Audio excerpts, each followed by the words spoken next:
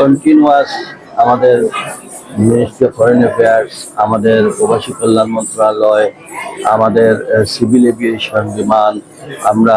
কনফারেন্সের মধ্যে যখন এই যে সিলেটের মনে হয় 2জন না 3জন ডেড বডি এরা ডিটেলস দিচ্ছে, আমরা সঙ্গে সঙ্গে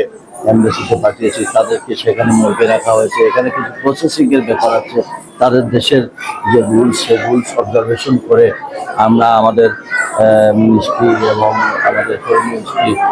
মধ্য দিয়ে আমরা এগুলো আমরা ওইখানে যারা বিশেষ করে যেসব যুদ্ধ যুদ্ধ চলছে সেই সব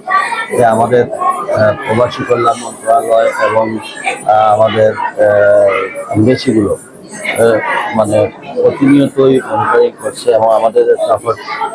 গ্রুপ আছে প্রত্যেক মন্ত্রী থেকে এবং সরাসরি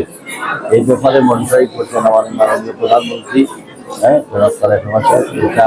আমার মনে হয় কয়েক ঘন্টা পরপরই নিয়ে অফিসে নিজেও এই ব্যাপারে আমার মনে হয় আমাদের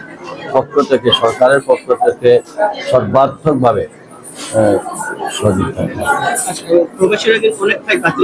মেয়াদ শেষে আমরা সঙ্গে সঙ্গে আমরা হটলাইন আমাদের প্রবাসী কল্যাণ মন্ত্রণালয় আমাদের এখানে বলা হয়েছে যে যারা বিশেষ করে ভিসা মেয়াদ শেষ হয়ে যায় বা এই ধরনের ফ্লাইট ক্যান্সেলের কারণে যদি অন্য কোনো প্রবলেম হয় সেগুলো আমাদের সঙ্গে যোগাযোগ, যেমন কিছুদিন আগে কুয়েতের 1 দিন বা 2 দিন ছিল, আরও আমরা সেটা মিনিস্ট্রির মাধ্যমে আমরা অঙ্গীকারবদ্ধ যে আমাদের পক্ষ থেকে যাদের ভিসার মেয়াদ শেষ হয়ে যাবে, যাদের যে কোনো আমাদের সামর্থ্য অনুযায়ী আমরা সরি করব।